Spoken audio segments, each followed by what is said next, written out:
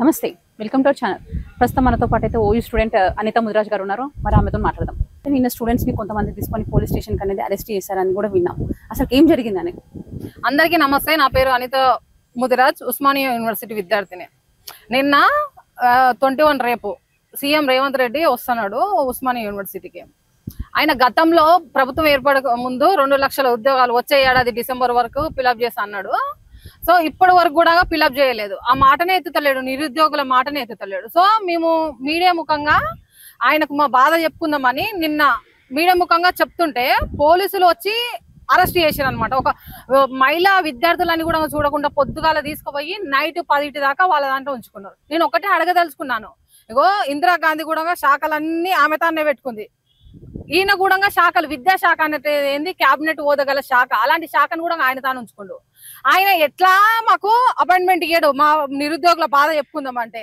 కనీసం మీడియా ముఖంగా కూడా మమ్మల్ని చెప్పుకొనియాడా? గతంలో ఇప్పుడు మీడియా ప్రెస్ నే ఇక్కడ బంద్ చేయండి అని మేము అడుగుతున్నాం. ప్రెస్ నే లేకుంటుంటే మేము ప్రశ్నించము, మా బాధలు చెప్పుకుందామని మీడియా ముందరకు వచ్చినాం. సరే, ఇప్పుడు మేము చెప్పుకోవద్దంటారు, మమ్మల్ని అరెస్ట్ చేపిస్తారు. మరి గతంలో కేసీఆర్ ప్రభుత్వం ఉన్నప్పుడు నువ్వెట్లొచ్చినావు? మరి రాహుల్ గాంధీని తీసుకుపోయి కూకట్పల్లి లైబ్రరీలో నిరుద్యోగులతో ఎట్లా మీటింగ్ పెట్టించినావు? మరి నీకెక్కడిది రైట్? ఉస్మానియా యూనివర్సిటీకి వచ్చి నిరుద్యోగులతో ఎందుకు మాట్లాడినావు? మాకు ఆ రైట్ లేనప్పుడు నీకెక్కడిది ఆ రైట్ అని చెప్తున్నా. ఇప్పుడు ప్రజా ప్రభుత్వం అంటున్నావు, నీకు రైట్ ఎక్కడిది? మమ్మల్ని అరెస్ట్ చేయించారు రైట్? నిరుద్యోగులుగా మా బాధను మేము చెప్పుకోవద్దా? ఉస్మానియా యూనివర్సిటీ అంటే ఏంటిది? Voice of the people. Telangana తెచ్చుకున్నది మేమే, ప్రాణాలు అర్పించింది మేమే. ఒక యాదే గాని ఎంతో మంది యువకులు చనిపోయారు, ఇక్కడ ఉన్న రైల్వే స్టేషన్ చనిపోయారు. రైల్వే స్టేషన్ కూడా ఆపిన చరిత్ర మా ఉస్మానియా యూనివర్సిటీ విద్యార్థులది. కొట్లాడి తెచ్చుకున్నాం. తెలంగాణ అంటే ఏంది? ఎన్నో ఏళ్ళ అన్ని స్టేట్లలో నార్మల్ గా ఏర్పడినాయి, మన తెలంగాణ నార్మల్ గా ఏర్పడలేదు. ఎందరో వీరుల రక్తంతో తడిసిన నేల తెలంగాణ. ఈ గడ్డకు తెలంగాణ అని పేరు పెట్టినప్పటి నుండి కూడా తెలంగాణ విరామం మెరుగుకుంటా పోరాటం చేస్తుంది. అప్పుడు నిజాం రాజులతో చేసింది, తెల్ల దొరలతో చేసింది, ఇప్పుడు నియంత రాజులతో చేస్తుంది. మీ ఆధ్వర్యంలో కూడా మాకు న్యాయం జరగదా? మేము మా నిరుద్యోగ యువకులు ప్రతి నియోజకవర్గం తిరిగి నన్ను గెలిపించారు. ఇప్పుడు నోటిఫికేషన్ అడిగితే మాకు నోటిఫికేషన్ వేయడా? మేము కష్టపడతాం అంటున్నారు. రాజకీయ నాయకులు గెలవాలంటే 10 మంది అవసరం. ఒక విద్యార్థి ఒక్కడు కూకొని జాబ్ పడతాడు. మీ గెలుపు కోసం మేము కొట్టాము, మీరు గెలిపించిన సీట్ ఇప్పించినాం, మా కోసం ఉద్యోగాలు ఏమన్నా అడుగుతున్నాం. మేమన్నా తప్పు ప్రశ్నిస్తున్నామా?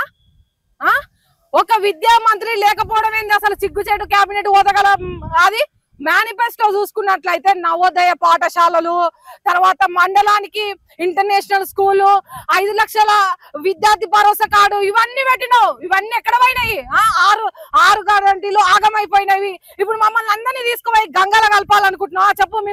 మేము ఒక మరో శ్రీకాంతాచార్య లెక్క మా ప్రాణాన్ని బలి ఇయ్యాలనుకుంటున్నాం. మేము చచ్చిపోయినాక మా శవాల మీద పేలాలు ఏరుకొని తినమని మేము చెప్తున్నాం. రేవంత్ రెడ్డి, నువ్వు ఒక పాలమూరు బిడ్డవే, నేను ఒక పాలమూరు బిడ్డనే. పాలమూరు పగబడితే ఎట్లుంటావో నీకు తెలుస్తుంది. నువ్వు కేసీఆర్ ని దింపడానికి 11 సంవత్సరాలు పట్టింది. నిన్ను దింపడానికి నేను ఇప్పటి నుండే కథం కలుపుతున్నానని నేను చెప్తున్నాను. ముందు అడిగేస్తాను.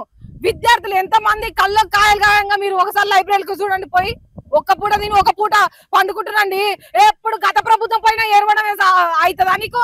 నువ్వు ఒక్కటన్నా మంచి పని చేసినావా? మంది కుట్టిన పిల్లని, నీ పిల్లని నీ అకౌంట్ లో వేసుకుంటున్నావు. అన్ని కేసీఆర్ శంకుస్థాపన చేసి నీ అకౌంట్ లో వేసుకుంటున్నావు.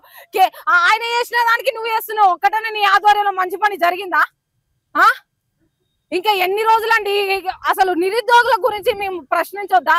ఆయన ప్రభుత్వమే అరాచకం అనుకొని నీ ప్రభుత్వాన్ని తీసుకొచ్చినావు. ఆయన గురించి నీకెందుకు? నువ్వు ఒక మంచి పని అయ్యి ఒక్కటన్నా లేదు. ఎప్పుడు కాళేశ్వరం గురించి తీస్తాడు. కాళేశ్వరాన్ని బాంబులు పెట్టి పేల్చి ఆ కాళేశ్వరము ఈయననే కాంగ్రెస్ వాళ్ళు కేసీఆర్ కి ఇట్లా చేసిండు అని నువ్వు వీళ్ళు ఈ కాంగ్రెస్ ప్రభుత్వం. ఎంత సిగ్గుచేటు చూడండి. కరడు కట్టిన కాంగ్రెస్ వాదుల బిడ్డరమండి. మా పేరెంట్స్ చచ్చిపోయేదాకా కాంగ్రెస్ కోటేస్తున్నారు. గంత మంచి అభిమానుల పిల్లలను ఇబ్బంది పెట్టడం కరెక్టేనా అని నేను రేవంత్ రెడ్డిని అడుగుతున్నాను.